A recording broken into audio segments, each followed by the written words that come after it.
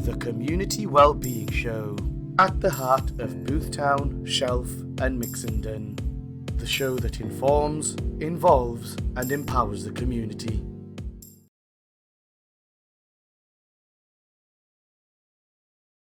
Welcome to the Community Wellbeing Show. Today, myself and Andy, who are members of the patient representative group, talking with Dr. Sohail Ahmed about how people can access their GPs. At the moment, we're having a lot of problems with people saying that they can't get access to the GP. So Dr. Ahmed's here to explain the process about how you book an appointment, how you, if there's any queries about your prescriptions, anything like that. So he's going to go through the process with us, and myself and Andy are going to say what our experiences are of accessing the service and highlighting any complaints that we've heard about. So over to you, Dr. Ahmed. Thank you very much. Thank you, Cathryn, and thank you, Andy, for today's show. Thank you, Dr. Ahmed. So today's episode, I think the overall title is access to your GP, access to your surgery. And it's a very timely subject, and I think it's very important to have this conversation with recent changes that have been proposed by the government and the health minister. And it's something that most of our patients, that there's a certain perception and a problem that people face. So I think it's very important that we discuss it head on and really try to explain it as best as we can for all our patients and people out there. So I personally, I mean, we hear all sorts every day, and you can reflect on it as patients of our surgery as well. There's a lot of people keep saying, why can't I see my GP, or why can't I just get an appointment, or why is it so difficult to get through? And it seems to be a national crisis, really, in general practice, and it seems to be a problem everywhere. And I hope today's episode today can clarify some of those concerns and help people understand how to get through to the practice and how best to get an appointment, and dispel some of those concerns. And I think a lot of it is, I know the practices that do have problems, but we have worked quite hard in the past 12 months to really improve the access. And I hope after this episode, people do understand what the access is and how easily they can get through. So how I'd like to sort of go through it is what we can describe as a patient's journey. So yourselves as patients and those listening, when you want to access the surgery or an appointment and how you go about it. And we can break it down in kind of steps to see what people really need to do and what the easiest approach is for a patient. So so if we use that as an example, say, Mr. Smith as a patient, wakes up one day and decides that they need an appointment, or they want to speak to their GP, or they want to access the surgery. The first step from our point of view as a surgeon, what we advise is that we need to break the issue down, and there's two main areas really. The first area is from a patient's perspective as well, is to work out whether it's an urgent problem or it's a non-urgent problem. Okay. Now, it's not always easy for patients to work out. They're not always medically trained. They don't know, something might feel urgent to somebody, but it might not be medically urgent. We're not asking people to make that judgment. What we're saying is that it's dependent on what the complaint is and how urgent the patient feels that they need to be seen for. So if it's, some things are quite obviously non-urgent, so you divide it into urgent or non-urgent. And the second element is what access you have as a patient, which I'll talk about later. So the urgency of it, if it's a new problem, a day or two or within the week, and it's getting a lot worse, or if it's something that you feel can't wait beyond that day. So in essence, if you as a patient feel that you need to speak to somebody today or see somebody today, that this problem can't wait and you're concerned, that's an urgent problem, okay? And you need to call the surgery on the number for the same day triage. So we'll share the surgery's number as well on there. We'll put it on the screen, but you need to call on the day if it's really an urgent problem, okay? And you'll get through to the receptionist. You tell them what your problem is very briefly. A lot of people don't like doing that, and they feel that it's not necessary, but it is necessary to the point. You don't need to go into all the details, but a brief idea of what the problem is, because it allows the receptionist to book you in, or the person triaging to book you in with the relevant clinician, because all the clinicians are not the same. Some GPs, some advanced practitioners, some nurses. So we need to know briefly what the issue is, so you put in a call with the right person, okay? And that's it. It's that simple. Hopefully you get through to the phone lines. Yes, it can be busy at certain times, but you'll get through. You'll put on triage for the same day, and you'll get a call back. Okay. Any questions so far? Any experiences that you want to share? Would it be possible, Dr. Ahmed, to put a link on the video for the eConsult website so that patients know which website to go to? Yes. Because I think some patients may be getting confused with eConsult and System Online.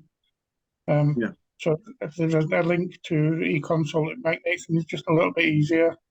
Yes. Yeah, we will do. Yeah, and we'll talk through the website as well, about access via sort of online services. So that's the sort of urgent same day triage, okay? And that's majority of people are concerned about that urgency, okay, on the day, and they're worried that if they need to access the GP, what happens? And the important question, important point really here is that we get asked all the time, I'm sure you probably feel the same, is that why can't you just be booked in? Why do I need to go through reception, a triage? The reason for that is that you get booked in for a phone call with a clinician. So when you get that phone call back, it is a trained clinician that's speaking to you. And they will ask you some more questions. This is not, one or the other. It's not a phone call or a face-to-face. This is a process of triage where we're gaining more information. And many times the matter is dealt with on the phone, and it can be dealt with on the phone, and it leads to a satisfactory resolution, and you don't need a face-to-face. But if you do need a face-to-face, whether clinically indicated and the clinician thinks, okay, fine, we'll book you in, and you need a face-to-face, you will be booked in. Or if you don't feel that you're getting anywhere on the phone, or you'd rather be seen, you can ask for the face-to-face when you speak to that clinician. All you need to say is, look, I'd rather be seen, or is it possible to be seen? Simple as that. There's no obstruction here. There's no process of saying, well, it's a phone call or nothing. That's all you're getting. This is a myth, and we've been seeing patients for throughout COVID and post-pandemic as well. So at that point, if you feel you need a face-to-face, you ask for one, and you will get one. And the clinician, you arrange a time and the location, and you get the face-to-face. And that's the end of it, really. Now, even when you ring on triage and you speak to the receptionist, if there's a specific time that you want to call back, or a specific clinician, you can request that as well. So you can say, I'd rather be called before 12 or after 12. I'd rather be called by a specific clinician that you've spoken to before. You can do that. And that, there's no problems with doing that at all. Okay? Yeah. So that's... Can I just ask? Sorry, can I just ask if somebody rang and spoke to reception, and it really wasn't urgent, it was, something that could be dealt with in a week's time or whatever, does it still go through to the practitioner to be triaged, or would the reception make that decision? You know, is that something that, Yeah. So you know, it was really obvious? Yeah. So that's the second part of it. So Mr. Smith here realizes it's not an urgent problem. He's had, I don't know, a rash for 6 months, or a mole for 6 months, or back pain for a couple of weeks, and he just wants advice. So it's a non-urgent issue. Okay. What happens is there's two things here. And this is the key point that I want to stress today, is online access. If you have online access, okay, online access means you've got a laptop or an iPad, or you've got internet access, or you've got a smartphone, Android, iPhone, or something that allows you internet access on your phone. So if somebody, for example, you've got WhatsApp on your phone, that's a smartphone. So if you can use WhatsApp, you can send text messages via a smartphone, you can use e-consults. So if it's a non-urgent issue, we advise the first priority is doing an e-consult. When you do an e-consult, which we'll go through later, we'll talk through the whole process of e-consults. That e-consult will be triaged, and you'll get a phone call, usually within 48 hours, for a non-urgent issue. Okay. And we'll go through the whole discussion about e-consult shortly. If Mr. Smith can't do an e-consult, doesn't have internet access, you ring the number, surgery number again, and ideally after 11 o'clock, because it's a non-urgent. Pre-11 is the same day triage urgent calls. As you can understand, people are trying to get through, the phone lines are going to be busy, so we advise after 11 o'clock for non-urgent issues. And you will be booked what we call a pre-bookable slot. So it could be the week after, it could be in a couple of days, but it's mutually agreed time slot that's booked for a telephone call, okay, with a clinician, because it's a non-urgent matter, okay, and you'll be booked. Obviously, if things change and you've got an appointment booked for next week and something changes in the meantime, you ring back and it's more urgent, and you go through the whole process, step one, and get a same-day appointment, okay? So that's it. So within non-urgent, it's things that have been going on for months. It could be a discussion that you want. You want to talk about the blood results, you want to talk about your medication, you want a sick note. It could be anything really. That's not urgent, doesn't need a call back the same day. And that's all non-urgent. So those are two elements, urgent and non-urgent, and the differentiation between them and how you access. Primarily if you don't have online access, okay? These are the two options. You will get a call back the same day if you're on triage that day and it's an urgent matter, okay? And you will get a face-to-face that day if you need it. Those are the key messages. And it really goes against what we hear in the media, because people are not getting appointments for days, they're not being seen. It doesn't happen here, as simple as that. And that you're both patients here. You can reflect on your own experiences, and people out there are, you know, more than happy to take comments on this and feedback to the surgery if you've experienced otherwise. In my experience, Dr. Ahmed, the surgery has been absolutely brilliant. When you register an e-consult, you normally get a reply quite quickly. It is absolute nonsense what you're hearing in papers and on social media about not getting an appointment. It's definitely my experience. I am 1000% certain you get an appointment. Yeah, and there isn't any reason for you not to get an appointment. You know, the trouble is that with a lot of the media, there seems to be this whole conspiracy that, you know, we're being obstructive as a surgery, or we're refusing. None of it. There is no reason why you can't be seen. There is no reason why you can't have an appointment. Okay, as simple as that. And I want to stress that message. And, you know, as listeners, as patients out there, you need to be empowered to know that, you know, and not feel that there's something going on here that, well, they won't see us and we're not allowed to have face-to-face, or we're not allowed to see the GP. It's nonsense. Simple as that. There's no word to describe it otherwise. And if you do have an experience contrary to that, we want to know about it.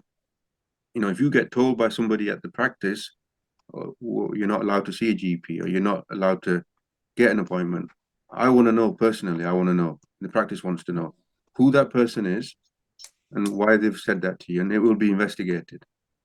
Okay, so it's going off subject, but if you, as our patients, as patients for any surgery, if you ever speak to a staff member, and you hear something or you told something that you don't agree with, ask the person's name. Don't feel that you can't do that. Ask the person's name, simple, and the full name. What's your name, and can I just take your details? I'd like to discuss it with a manager. Patients need to be empowered for their own care. They need to know that you can do that. Because what happens is that if you don't feel that you can do that, you don't feel that you can get the access that you deserve, then it just builds up, and then it leads to a complaint somewhere down the line where it could have been dealt with in the beginning. All you say is, okay, can I have your full name? I just want to speak to a manager. Simple as that. And I'll go through the website shortly as well, but there's plenty of ways to feedback. You can do it via an e-consult, you can do it via email, you can do it via our feedback portal that we have. You can tell us exactly what you think of us. It doesn't need to be 5 stars. You can tell us what you think, because feedbacks, it's not going to be taken personally. It's feedback to make the service better for our patients, and that's what we're here for. And that's what people need to see from us, is that we're here to care for our patients and care for the community. And that's what our job is. We're not here to be obstructive. We're not here to block appointments. We're not here to make life difficult for our patients. So this is very, very important. These messages are very important. People need to feel that they can trust the practice and feel that they can trust what they're being told.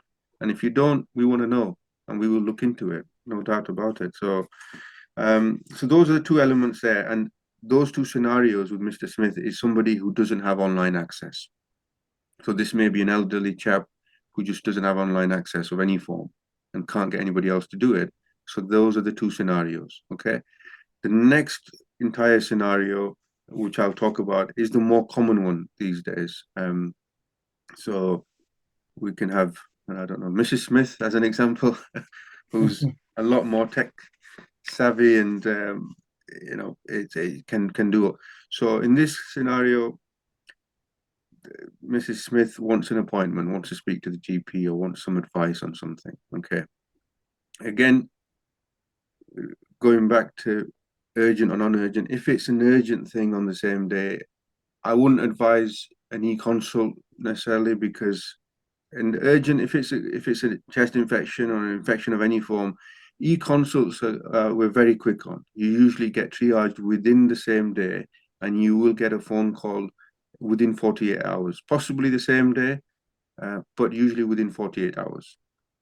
So if there's a lingering infection or there's some issue, you think, yeah, I can wait a day or 2, fine, e-consult. Only time if you think, no, this can't wait, I need to speak to somebody today, ring the surgery before 10 a.m. on the same day triage, and it will be the same process. You'll be put down for a phone call, you'll have a conversation face-to-face if needed. Okay, so that's done. Is that clear on being an urgent issue? Yeah. The second part of that is if it's urgent-ish and it can wait a day or 2, or if it's non-urgent, or if it's an ongoing issue, if it's a sick note request, blood test appointment, or anything at all, even if it's a compliment or a complaint, e-consults can be done. E-consults can be done for everything. Okay, and e-consults are simple. It takes a couple of minutes. We'll do an example shortly, and we'll talk through what you can actually do and what information you can put there. And you will be triaged usually the same day by a staff member at the practice, and the information you give will be looked at, and depending on what the information is, you'll either get a call back the same day, the next day, or within sort of 72 hours, depending on what you've put there as a matter of urgency. So if it's just to discuss a scan or something that you had a month ago, it's obviously non-urgent, so it might not take priority, but you will get a call back or a contact. So it might be a text message, it might be whatever your preference is. Okay, does that make sense so far? Yeah. Yeah. I think we're already using the system as well, Doctor. It makes it easier for us to understand. People haven't used it. It is extremely easy to use and understand. Yeah. It's self-explanatory when you use the system. You can use it for anything. Yeah. So what I'll do is we'll talk through the e-consult now. So can you see the screen that I've put up now? Yeah. Welcome to Caritas Group Practice. Yeah. So I'll just so this is our website.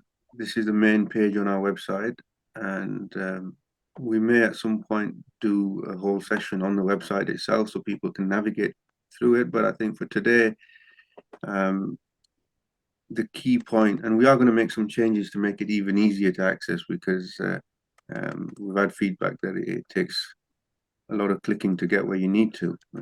But here it is. I mean, this is a front page, and you just go down to here, and it talks about the online consultation. Okay, online consultation. This is the screen that you see on your phone that this person's got in their hand, and you go on to online consultation. You just click on there. And you can do this on your phone. You can do it on a laptop or an iPad or anywhere really. And you click on there. When you've clicked on there, it tells you that this is Caritas Group Practice and contact us about your request.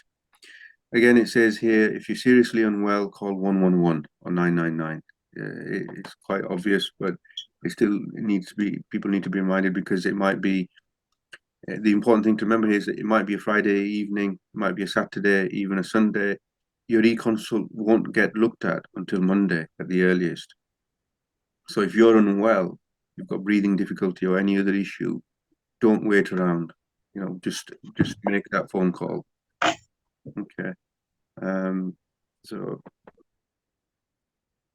you're going down here. So it says, I have an admin query. I want help for a medical issue. Okay. And there's also a section here, I want to see online advice.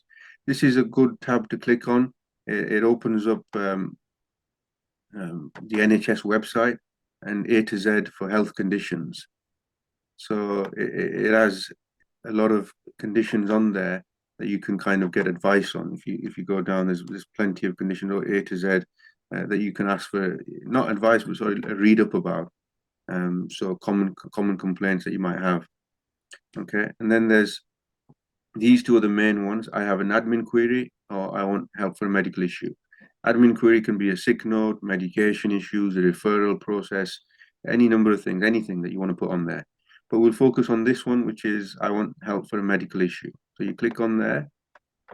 It's giving you, again, the checklist for an emergency. So if you have any of these symptoms, read through these.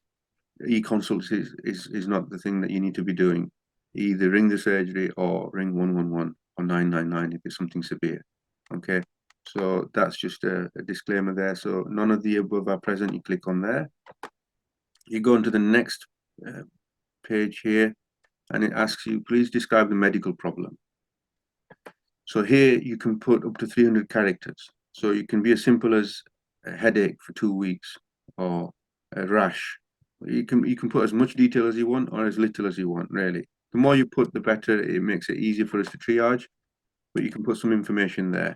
Okay, you click here, it says attach a photo. So if you've got a mole, a rash, or any other thing that you want to show us, you can attach a photo there. Okay, it asks you how long you've had these symptoms or concerns. You just put in the details there. Anything you're particularly worried about, again, it's optional, but you can put down, you know, if you're worried about it for a particular reason, if you know you're worried about cancer, just feel free to put the information there.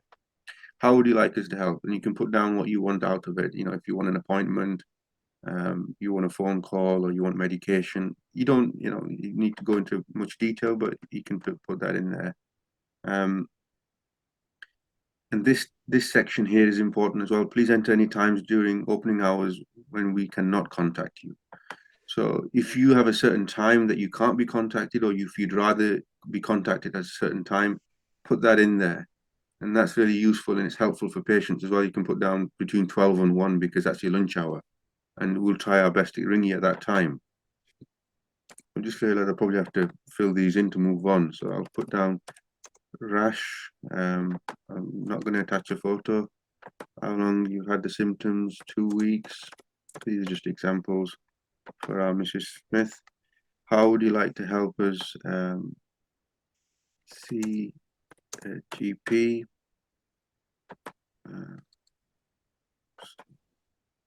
After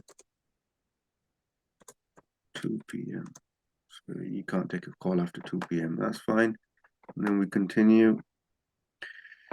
This next section now, I'd like to elaborate on this because this is a good facility within the e-consult where sometimes parents fill the e-consult in for their children, so they need the child's information because we extract the information of the patient, not the person filling it in. So it's important to put down the name of the person that you're talking about rather than yourself if it's not you. And also this facility allows you, it's an important feature, is that sometimes we get elderly patients who family members are filling in the form for. So there might be patients who can't do the access themselves, or even patients who have dementia and they have other conditions and they can't obviously do these online consults. So you as a family member can fill this in on behalf of a family or friend, or anybody really can fill it in. As long as you've got the consent, you can fill it on behalf of the patient. So I'll put myself down here.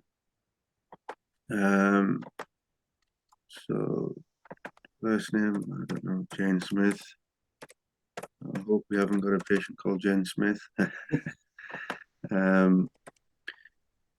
Just put this in. One on Halloween. Gender, this is usual sort of information that we fill in.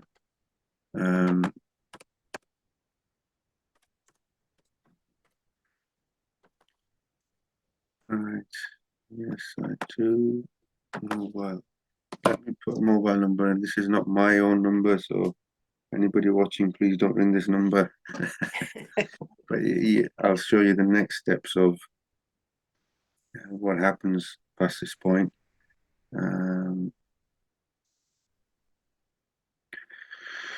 So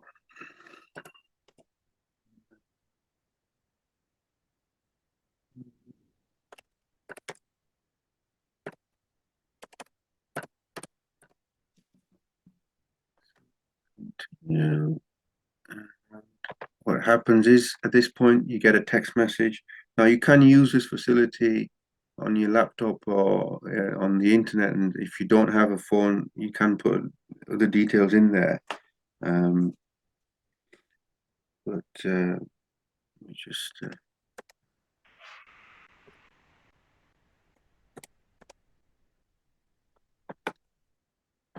so there you've done that. We've put in the information, so it's asking you to review your request.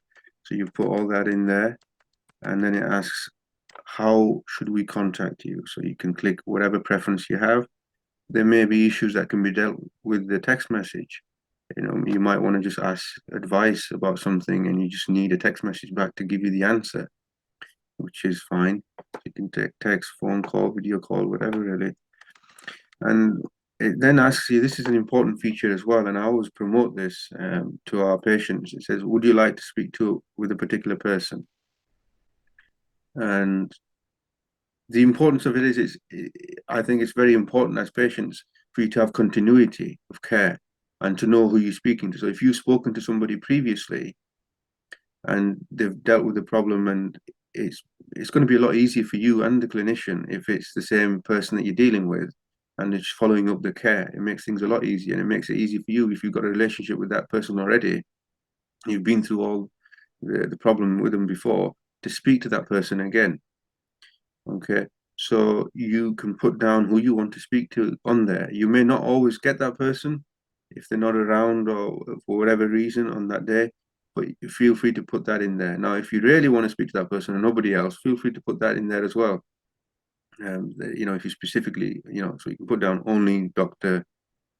whatever Gascoigne, for example. So, you know, I'll just put Dr.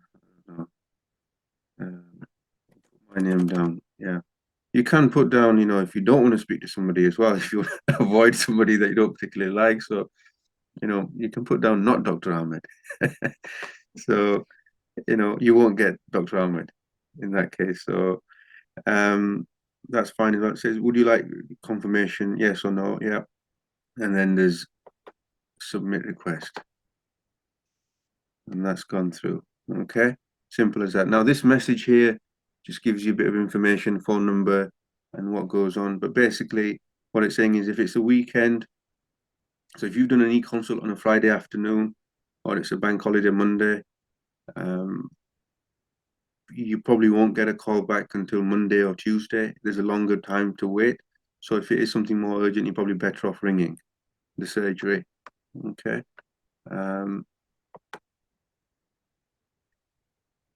So it's just highlighting what sorry, Andy, you're on mute. So that was really easy, wasn't it? It's self-explanatory, the whole system, which is making things a lot easier, especially if you're not really computer savvy. It's really easy to understand. And as I say, my experience, you always get a really quick response from it. It's free text, so you don't have to be specific. It's just type exactly what the problem is, so that the clinician or the person doing the triage can look and see exactly what's going on, and it's so easy to understand. Yeah. So as you can tell, I'm a patient that's a big fan of the system, because it makes things because I've got several chronic conditions, and it makes things so much easier.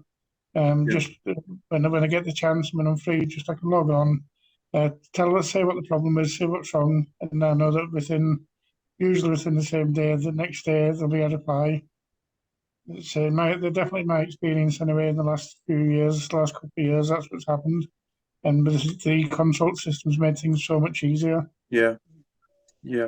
And that's good to hear, and that's the point of it. The whole point of this is access for patients, ease for patients, and choice for patients, really. Because say you've got that choice. You can, if you're waiting, just think about it from that patient's journey point of view. You wake up in the morning at 8 o'clock, you ring the surgery, you're probably on hold for half an hour at least, if not longer. And then you get through to the receptionist, and you try and explain the problem, you're trying to sort of go through all that process. Then you're getting put down for a phone call. You don't know when you might get called. You don't know who might call you. You're waiting around all day with the phone. You're bypassing all of that. If it's not urgent and you're doing an e-consult. You're asking for who you want to speak to. You're telling us what the problem is already, and you're giving us your preference of time as well. If you can't be called before 12 or after 12, we know that, and we try and match that. It's a lot easier to communicate with as well, because when it's handwritten and typed, it's a lot easier to understand, because some medical conditions and terminology can be quite difficult. As an example, I have BiPAP and things like that. Now, trying to explain to someone on the telephone about BiPAP pressures, things like that, they'd probably misunderstanding. Whereas if I type it in freehand into the e-consult system, the clinician will know exactly what you're talking about before they even ring you, which makes it so much easier. Yeah. I think the photo is a really good way to help with diagnosis as well, because it means that you don't necessarily have to go into the surgery to show your rash. You can just send a photo of it in, and it's just so much easier. Now again, reiterating that it's not one or the other. It's not you're going to get an e-consult and you're going to get a call or a text and not a face-to-face. We need to get past this idea that these are smoke screens or things that are being created so we don't have to see patients. That's not the case at all. I mean, in my experience, it's the opposite, Dr. Ahmed. It's the e-consult system as an avenue to access the clinicians. Until the clinicians are satisfied that every issue has been dealt with, it's definitely not a smoke screen. I can guarantee that 2,000,000%. I've never been fobbed. It's not a system to fob patients off. It's nothing like that. It makes things a lot easier. It makes things a lot more convenient, and it speeds up. I think you actually see someone quicker, dare I say. And if you do see someone, I've seen people as well. Just every single asset part of the system has been absolutely brilliant. Yeah, thank you. Again, some of the issues that I've come across and the complaints that we get, or the feedback we get from people and patients, is that it's the impression is that somehow it's fobbing people off. That we're being fobbed off with an e-consult. I want to speak to a person. Don't fob me off. Or the receptionist has just sent me a link to do this e-consult, and it's just fobbing me off. And and again, it goes back to that sort of whole media perception and the whole sort of concept that there's that lack of trust. It's as though, you're going to do an e-consult, nobody will ever get back to me, and it's just a waste of my time. It isn't. And this is the point of today, is to kind of try and build that confidence in patients out there to say, no, it works, the system works, and it's there for you to make your life easier. It's a two-way process. And why, as a clinician, I can share my own experiences, why I promote e-consults is because what it does is it frees up the system for those that don't have that access. So, for example, we compare the two Smiths. The older chap whoever can't access the online, if those that can are doing the online, that frees up. If you think about it, we get roughly about 60 to 70 e-consults a day. Now, imagine those were phone calls, which they used to be a year or 2 years ago. That would be 60 e-consults plus the 30 or 40 phone calls. That's 100 people trying to get through to the phone lines at 8 o'clock in the morning, between 8 and 10 or 11. And all of those phone lines are clogged. You're not going to get through. It's never ending. It's a pressure for triage, the pressure for reception staff. It's adding more strain on the system, and it's less of a service for you as patients. Now, what this does is it takes away 50, 60, even up to 80% of people who have online access that don't need necessarily a phone call that day. They can do it in their own time. They divert it to the e-consults, and they get a phone call, usually the same day or the next day anyway, but they're off the phone lines. It allows those patients that don't have access, might be elderly, might be having other medical conditions, just can't get through. Easier to get through, and easier to be triaged, and easier to have the appointments that they need for those people that really need to be ringing us. Okay, and it allows the reception staff to deal with what they need to deal with people who can't access that service. So it works both ways. It's beneficial for us as a practice to provide the right care for the right people, but also it opens up the avenues for people who really need to. So rather than waiting for an hour or more, they're waiting for 5-10 minutes because there's less phone calls coming through. Just another point. It's an IT system. It's not our system. The company is a private company that runs these e-consults, and as with anything, things can go wrong. So a lot of times what happens is that people lose confidence because they've done an e-consult and they haven't got a call back for 2 or 3 days, and they feel, well, it was a waste of time, so next time I'm just going to ring. Now, what I'd say to that is there's two elements to it. Number one is you always get a text message once you've been triaged by the reception staff. So once it's been received in our inbox, a receptionist has looked at it, you will get a text message at that point. So if you get a text message saying what it says, that you will get called back within 24 hours, 48 hours, that's acknowledgement that somebody's seen it, it's been received. Okay, so rest assured that it has been picked up at that point. If you don't get that message, then something's gone wrong. It probably hasn't reached us, which is possible sometimes when you press a button or whatever, it's not gone through. So just be aware that if you haven't got that text message through, it probably hasn't gone through. And that text message isn't always the same time immediately, but you will get it within sort of the day.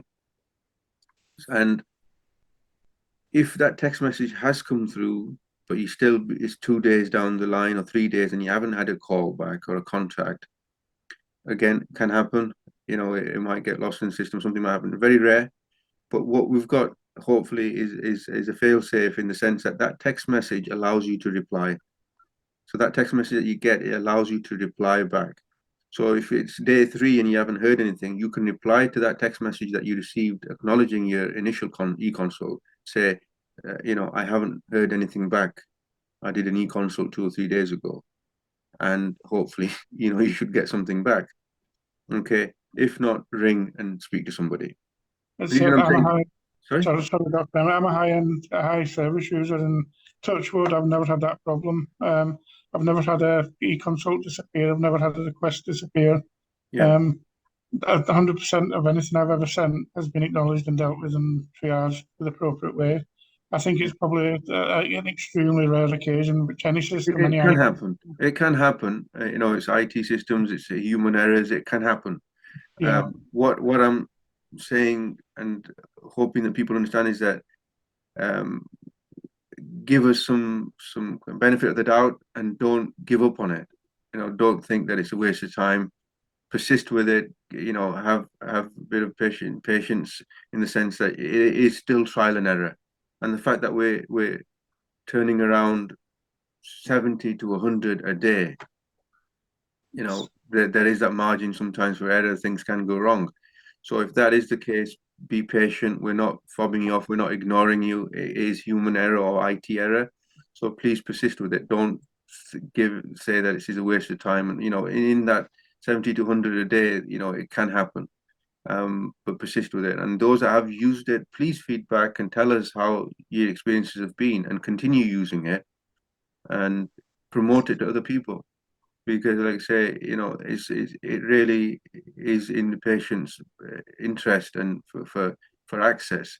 And on a final note for me, it is about access. This podcast is about patient access, but the whole issue about the NHS and GPs, it's about access. It's not about face to face. It's not about those are secondary issues.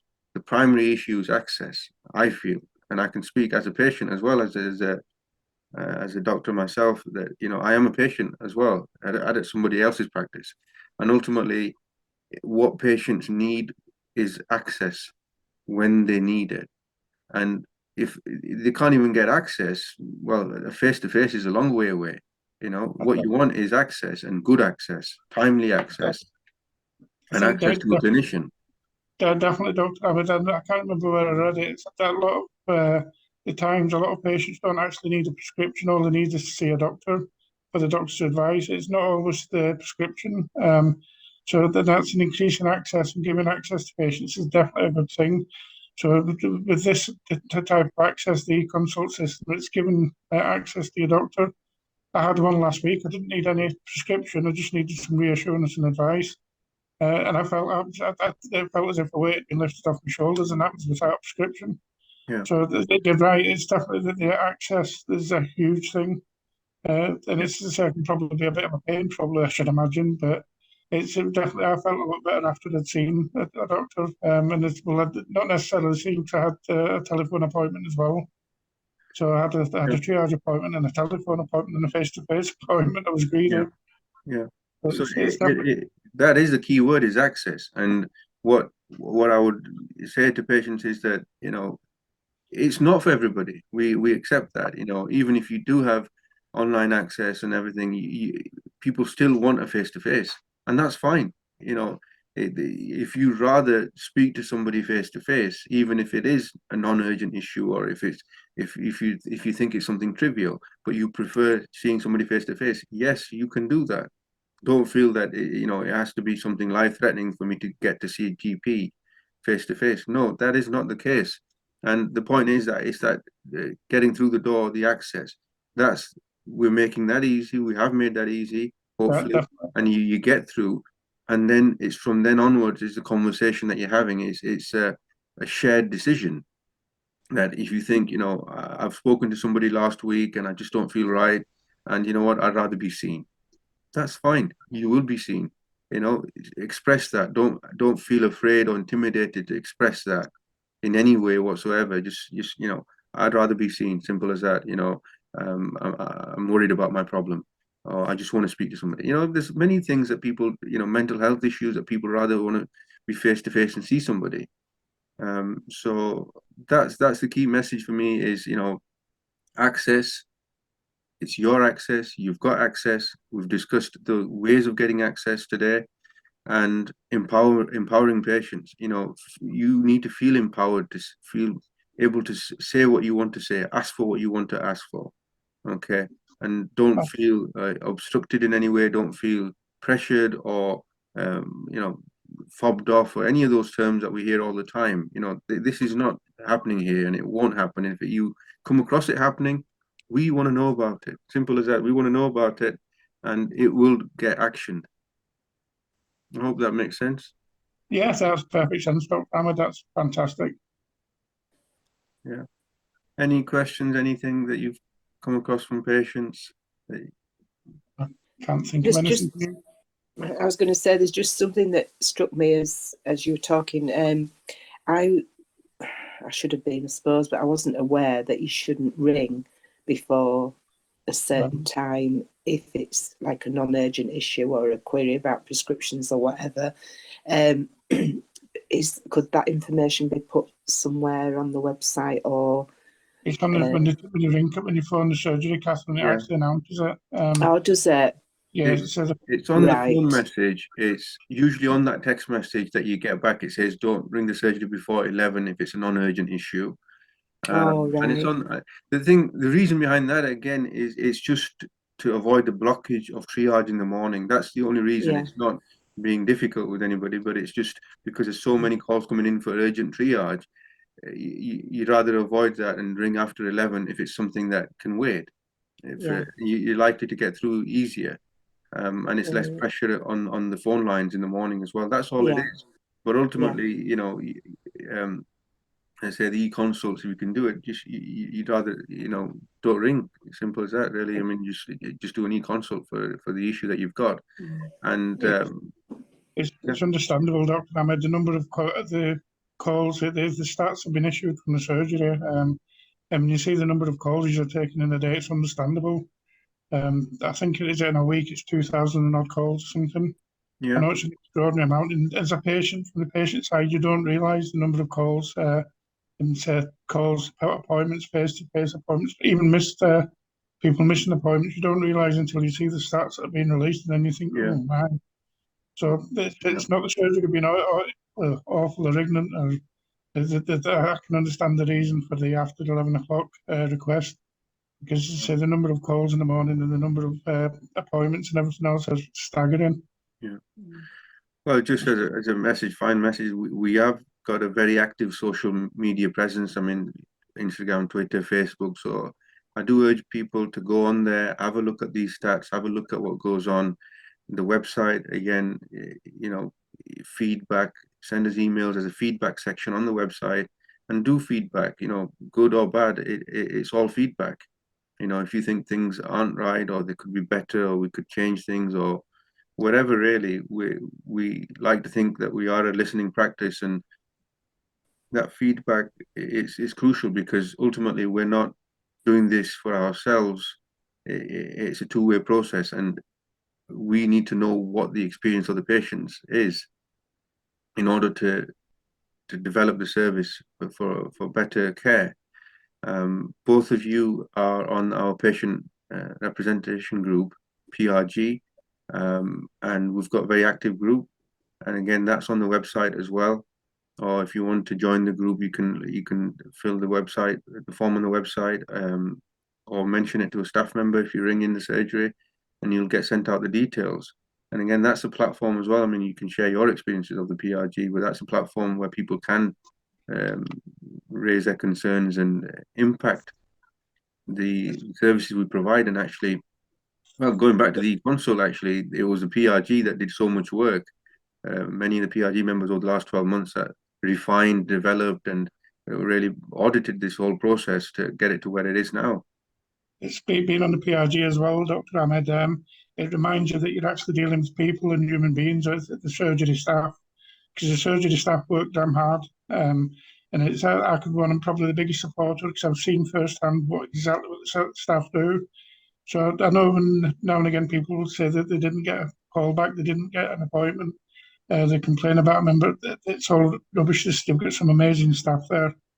And as I said, being on the PRG, it's allowed us to see that and to see that we're actually dealing with people as well, real life people that work long, hard hours to provide the service. Yeah, absolutely. Yeah. So, yeah, that's it really. I mean, I hope this this session has been useful, and will be on the YouTube thing. So comment, feedback, whatever really, I hope. Do keep it polite, respectful, productive, useful. You know, we are people on the other side, and you know, and we're all in this really, working to make everybody's lives better really. So, you know, stay positive and avoid abuse, please, if you can.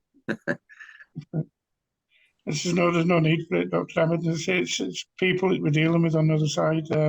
People I know personally are working long hours, long hard hours, trying to provide that. Well, they are providing an outstanding service.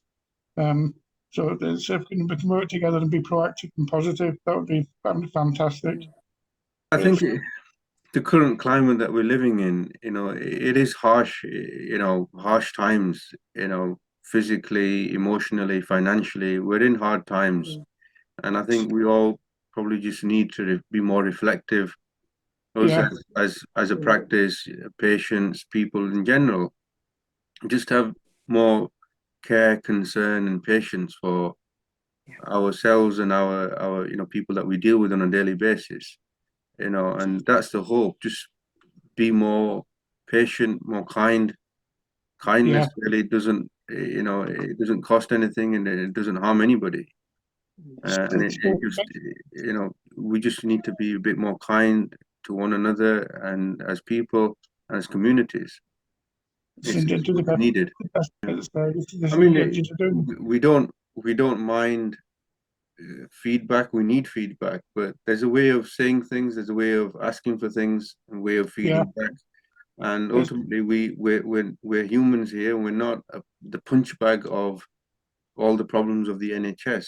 You know, we're trying our best, and I think that's what people really need to kind of understand, is that we're in this profession or in this job because we care and we want to care. We want to make things better. There's many other things we could be doing, and really, you know, what we have to, you know, you have to have a certain intention behind doing this, and we're doing it for our patients, and that's what we're all sat here for, is to make the lives better of our patients and improve the health and well-being of our patients and community. And that's the end goal, and the main goal, and the only goal really for me in this whole situation. And people need to understand that we're doing what we're doing for patients. Right, well, thank you for that, Dr. Ahmed. That was a really good explanation, and hopefully everybody will be able to understand how to access the service a lot better now. It's quite straightforward, really, but thank you very much for that. You've been watching the Community Wellbeing Show. Don't forget to like, subscribe, and share, and join us next time for another episode.